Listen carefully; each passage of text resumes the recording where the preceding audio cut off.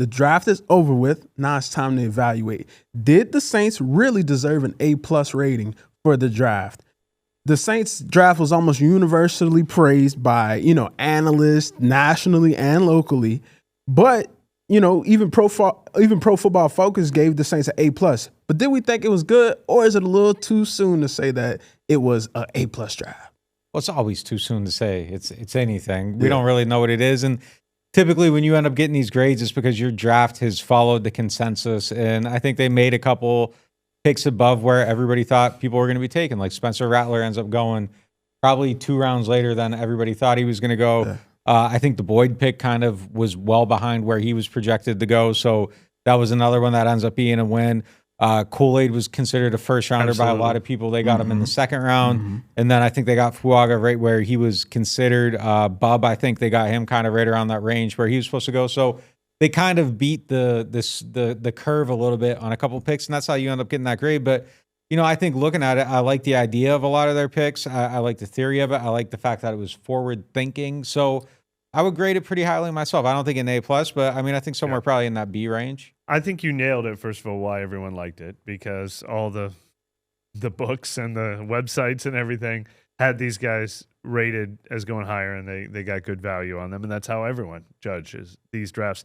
Like, my gut reaction was I liked it, but like I was surprised that this was like an A+ draft. I mean, Bub Means and Jalen Ford could be really good players. I don't see where they're going to play big roles on this team right away. So we're really talking about the top 3 picks, I think. Obviously, Fuaga is exactly what they needed. And I think Kool-Aid McKinstry and Spencer Rattler are the 2 picks that made everyone love this draft. Kool-Aid McKinstry because 2 reasons. One, I think a lot of people had him going in round 1. They get him at 41. But he also kind of proved they weren't reaching. That felt like a best available player pick. Like when we listed the Saints' immediate needs, now we don't know what's going to happen with Marshon Lattimore, but we were saying offensive line and receiver and defensive end and safety. And they were like, no, we're going to take the corner who should have gone in round 1. And it just looked like smart business. They were thinking about 2006 as much as they were thinking about 2004. And then they did that with Spencer Rattler too.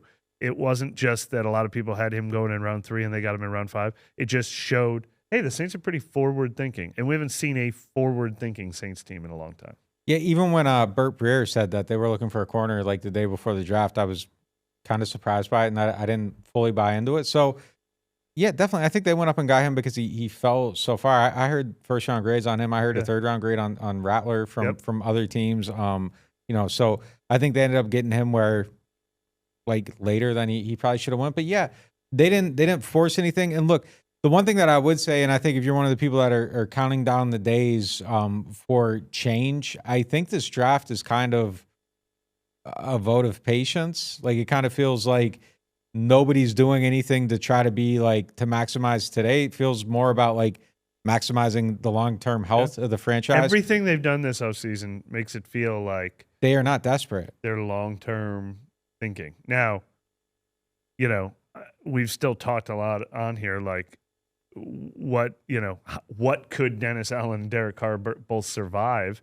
But the organization as a whole has agreed, let's reset. And I like it. And my favorite, which was my favorite part of this whole draft, was they did trade up to get McKinstry, but they just traded a 5th and a 6th in a draft where they had a ton of picks on day 3.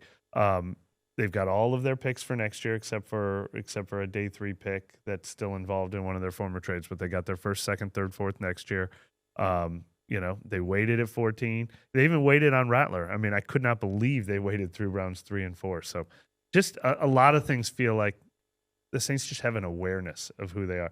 Although I will say, if we go back to the pre-draft show, I predicted them drafting a corner in round 2. The only reason I didn't pick Kool-Aid is because I thought it was going to go too high. I almost nailed it. Yeah. Look, my only thing against them making that trade, though, is I think 2 of my favorite picks were in the 5th round of this. Yeah, so what if they had Rattler and Boyd? Yeah, what if they hit on another guy there? And we don't know if they hit on anyone, but I don't think that there's been a more exciting 5th round pick in NFL history than Spencer Rattler. Like, that is just an unbelievable 5th round pick. It's a guy that people were talking about being at the top of the draft, a few years ago. And now he's available in the 5th. I mean, I love it. I love the Boyd pick. I think they did a good job in those rounds. We're going to see, it's always of comes all the out. picks, Boyd probably filled a need more than any other pick since Fuaga in round 1. But quickly on Rattler, I want to hear your thoughts on him because you just did the film study on him, and we don't want to give that all away. You got to check out NewOrleans.Football. That's what you subscribe for. That's what Nick does best and has always done best. But I think the discussion around Rattler is so different because he's a 5th rounder. I feel like if they traded, next year's 2nd to get into round 3 and traded Rattler and drafted Rattler, or if they just had a 3rd and drafted Rattler, I think it'd be met with so much more skepticism. Getting him in round 5 makes everyone, it's the same player with the same upside, with the same, hey, maybe 2 years from now he could be their next starter after Derek Carr. But for some reason, getting him in 5th makes them feel like geniuses, and getting him in round 3, I think some people would think it was reckless. It's crazy how much that changes the tone of the conversation because I've seen almost universal praise for that.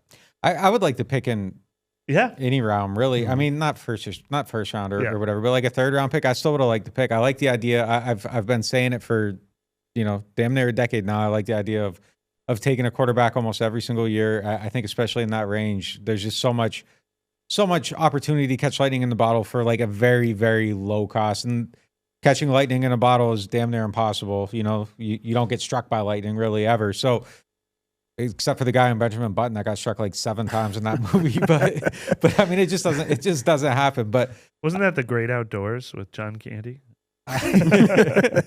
But yeah, I think it's a good value pick. But look, my conclusion on that story, I think that there's just so much negativity around him because he went from a highly acclaimed player to somebody that wasn't highly acclaimed. So instead of looking at him and saying like he does these things well, there's a predisposition, I think, to be like, well, he can't do this, he can't do that, he can't do this. Whereas if you're drafting someone in the 2nd, 3rd round, you're just kind of looking at him, you're like, oh, he's like good at these things, and if he develops, he could become this. And I think that's hurt him a lot. And I think it even hurt him in the slide. Like, I think it was more than QB1. I think he's just somebody that you've become so predisposed to see every single flaw because he was once considered like a potential number 1 pick in the draft. And then now he's a guy that's just fallen. It's like, well, what's wrong with him? Oh, I don't want to touch him. So I think that kind of hurts him a little bit. It's just kind of the perception is already kind of set. So, but man, when you watch him, the first line in the story is Spencer Rattler is going to look different than all the other quarterbacks when they line up this summer because like he throws, like I think he has one of the best arms I've ever looked at. And there's so much more to playing quarterback than arm. Jameis has a great arm. Like there's so much more to playing quarterback than just being able to throw the ball, but his arm is unbelievable. And I think when we're looking at routes on air, when you aren't really looking at quarterback stuff, like he's going to be throwing the ball and he's going to look different than Derek Carr. And it's going to be like, wow, this guy can he can really spin it. And I think he's exciting. I think there's a ton of stuff he has to do better. We break it all down, all the stuff he needs to do better. But I think there's a ton of stuff he does well too. And I think it's going to take some time, but he has a chance. Like I think he has a real chance of becoming an NFL starter one day if everything comes together. I mean, the chat is saying that the Saints, they're giving the grade between B+ and A+. So I think that's, kind of consistent with what y'all saying. But, you talk about Rattler. I think it's safe to say he's your favorite day 3 pick. I mean, the upside there is unbelievable. I mean, they got a quarterback where, again, I think the odds of him becoming a starter, like anyone taken in that range, the odds are long. Right? It just is. Like if you're there, you're getting taken a lot earlier if the league agrees with it, regardless of your flaws. So there's enough flaw there for it to be less likely than likely. But yeah, I like it. I mean, I see a path where it's possible. I think I would be shocked if he doesn't beat out Haener for the backup spot this year. I mean, I think he's that good, and they're both starting from an even spot now. It's not like Haener has this like year in the system and he's going to come in with this like built-in knowledge, and now Rattler's playing catch up. They're starting from the same place. Haener has the edge of being an NFL quarterback for a year, knowing how stuff works, knowing where the meeting room is, knowing how to study, all that stuff. So there's a little bit of an edge, but I think Spencer's a more talented player. It's a brand new offense for both of them. Yeah. They're both hitting it and trying to run from the same starting point, and I think Rattler's going to be able to. But you think they're the two? You think Carr and the young guys, or you think you pick a young guy and you pick a veteran? No, I think both of them guys are gone, man. I think they're both gone. The rest of this round, like I said, Christian Boyd, he almost has the cleanest path to playing time, and I don't think it'll be a lot of playing time, but I mean, you said it how many times sitting in that chair that I think you might have said 5th round. They got him in the 6th round because they got an A+ draft. But 6th round, yeah. But they got no. I'm saying you kept saying in the 5th round, draft your nose tackle, and there you go. Yep. You got your next Tyler Davison, you got your next Malcolm Roach. They got him in the 6th round, so the value was really good. But that you can get that guy, and this guy is just a massive behemoth. Has the experience, it feels like he should be part of the rotation as a run stuffer, and that fills the biggest need. Bub Means, obviously, physical pass catcher. I don't know that he can get snaps ahead of A.T. Perry and Cedric Wilson right away. That'll be interesting to see, but the most interesting guy that they drafted to me on day 3, besides them, is Jalen Ford from Texas, because he is like, if you just read all their bios, you're like, oh, so that guy went 5th in the draft. Like he was the starting Mike linebacker, team captain, green dot guy for the team in the college football playoff that turned their program around. Obviously first team all conference and getting all American love. 220 tackles over the last 2 years, forced 10 turnovers over the last 2 years. Yeah. Just such a polished guy. Now there's just no path. Like, they've got Demario Davis, they've got Pete Werner and Willie Gay fighting for a job. So he could be a future plan to replace one of those guys. But in the meantime, playing special teams. But just talking to him on Zoom or whatever, you realize, oh yeah, this guy was like the star of Texas football's defense.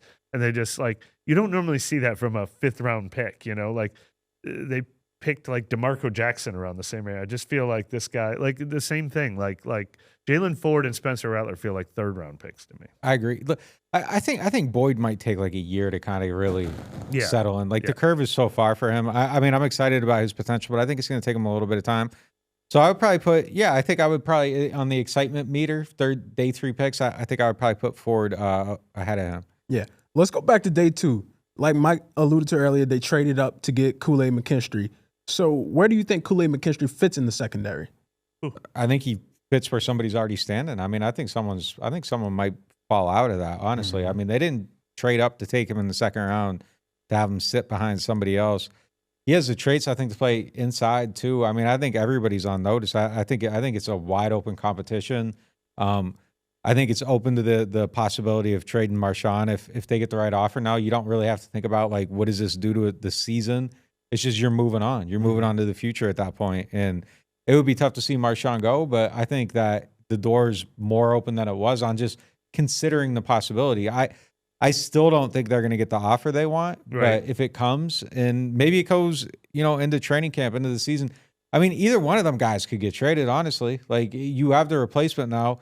You're probably moving on from one of them. You aren't paying everybody. You drafted Kool-Aid, so you don't have to pay somebody. Yep. Somebody's on their way out. It's just who and how soon do they want to do it?